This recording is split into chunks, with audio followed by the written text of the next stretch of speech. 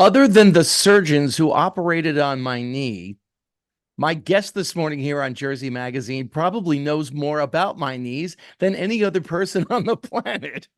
Greg Spatz, Dr. Greg Spatz, good morning and welcome back to WDAJ and the Jersey Magazine. Yeah, thanks for having me, Jim. Yeah, I definitely do. I know those knees well. I know the arm well. We're always just keeping you in one piece here. Greg is the co-founder of Resilient Performance Physical Therapy, and he's done some work on my knees and my shoulder and various other body parts. And we want to talk today about a free virtual event that is coming up this Tuesday, April 9th at 8 o'clock. And it's designed for parents, coaches, and players too, as we get into the spring baseball season. Greg, tell our listeners about this.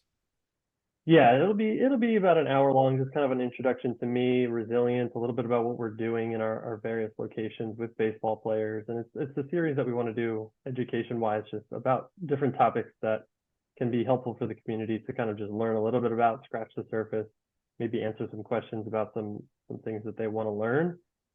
Something that I definitely want to get into at this time of year for sure. Baseball just started up, as everyone knows, and I'm almost only working with baseball players these days, hence how I met Jim. Still coaching baseball to this day, so that's awesome. But yeah, I want to answer questions and talk about some in-season topics about a simple approach to a week for a starting pitcher, for a high school pitcher. You know, a kid that might need some guidance on that, or a coach that might need some input, or just looking to see how other people might do it. How a position player might kind of structure their in-season. What sort of kind of workout schedule might be appropriate based on their game schedule, practice schedule, and then just kind of some strategies that I use as a physical therapist that I have the luxury of doing because of my training and my license in the state of New Jersey. Some things that I'm allowed to do, and what we're doing at Resilient for these athletes in season. And I should point out that part of Greg's background is he worked on the training staff with the Arizona Diamondbacks some years ago. You mentioned in-season training, and a lot of baseball players, a lot of athletes in general, do a lot of off-season training, whatever their respective sport may be, and whenever their respective off-season is. But I think one of the things that's overlooked, especially with baseball, and maybe it's because they're playing it just about every day, is in-season training. What do you recommend for players with regard to that, Greg? Yeah, and obviously, to keep up with the competition these days, most high school players are training all off season, and they're training quite a bit. They're in there 3, 4, 5 days a week, depending on what sort of resources you have available to you. Obviously, that is not the case now in season. The focus is shifted to feeling good, moving well, kind of more vague things like that. Like I just want to feel good and kind of feel some muscles working with my workouts. The plan is to try to reduce the amount of detraining that's going on.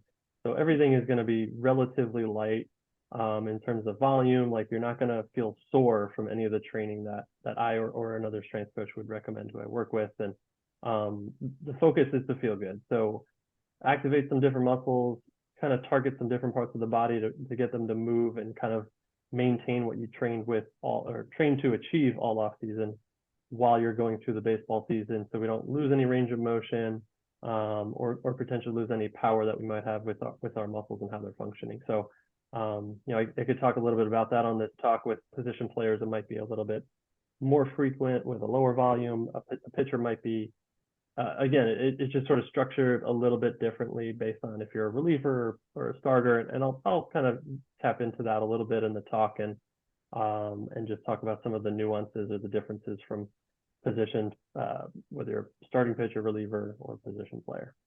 At the younger ages, you have kids playing multiple positions, and usually a pitcher is maybe the shortstop or the second baseman or the center fielder.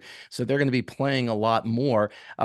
There's a routine, obviously, when you get to high school, especially if you're a pitcher only. And again, if you're a starter or a reliever, you've got your own different thing. But what kind of regimen do you recommend for, let's say, a middle school kid who's playing multiple positions, also pitching, and is playing on a pretty regular basis? Yeah, and again, going back to if you're going to be playing more, you should probably be doing other things less because the focus is going to be keeping you feeling good on the field. So for a middle school kid, like have they ever been in a structured strength and conditioning program before? That's going to be a kind of an important thing to know about. You might not want to introduce something new for a middle school kid who doesn't have any sort of experience with any weight training, resistance training, anything like that. Because if you're going to be introducing that now, they could potentially fatigue quicker, have some more soreness, anything like that, with newer movements that they might not have done before.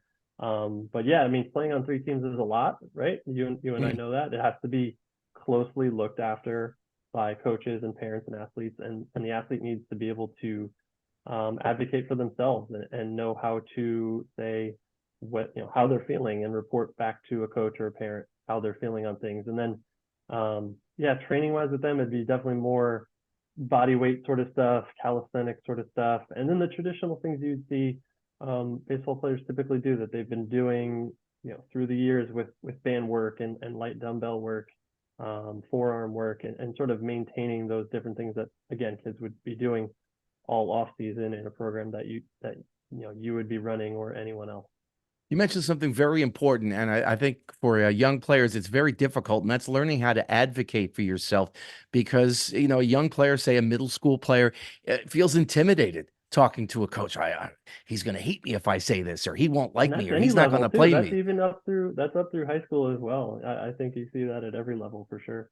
So that's, I think, extremely important. And learning the difference between being sore and being in pain is just monumental, especially for a young player who's still trying to figure out his own body.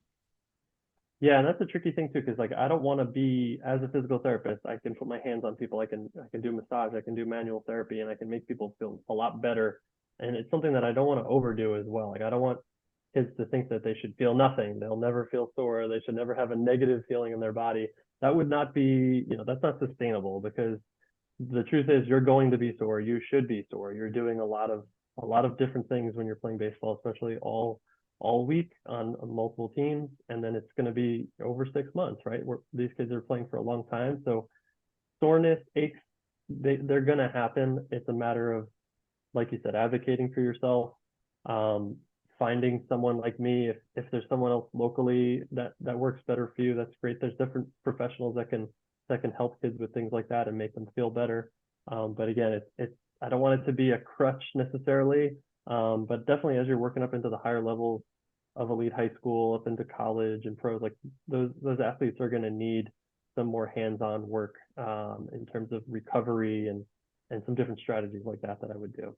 And all these things we're talking about this morning here on Jersey Magazine will be part of this free virtual event coming up at 8 o'clock on the evening of Tuesday, April 9th. I know one of the other things that you're going to be talking about is targeting joints that and muscles that are most important to baseball players. Give us an example of a couple of those. Yeah, and again, I think it's kind of, to scratch the surface. It's the rotator cuff, the scapula, and the rib cage are huge parts of the body. How those body parts can move independent of each other or with each other, and how these things can rotate because of the extremes in range of motion that throwing does require. You see some still pictures or some slow motion video of pitchers, and it's quite alarming sometimes. And sometimes people don't even realize, parents that are getting kids into baseball at a younger age might not realize the extremes of range of motion, and that's definitely something that needs to be closely monitored, and made sure that it doesn't get worse. Like we don't lose range of motion over the course of a season from overworking muscles or just sort of creating general stiffness throughout the body. So those are definitely huge regions for throwers, especially pitchers. Position players, compared to pitchers, obviously aren't undergoing a lot of the higher volume of high intensity throws as a pitcher would. But other things like hamstring strains are pretty common with baseball players. So that's another thing that I would want to talk to a little bit about, with position players, is making sure they're doing some sort of hamstring work, some sort of sprinting, just kind of touching these little things throughout the week, that they're able to kind of maintain again what they had trained for all winter, and they don't just kind of lose that throughout the season. So yeah, definitely. Obviously, baseball, it's a lot of arms, and rotation through the spine and the trunk. And then I think hamstring injuries are somewhat common for baseball players, position players mostly.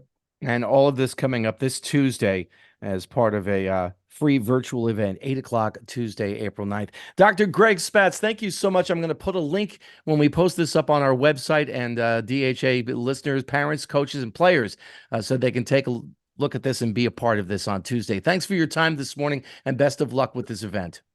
Awesome. Thanks, Ojit. Thanks a lot, Jim. I appreciate it.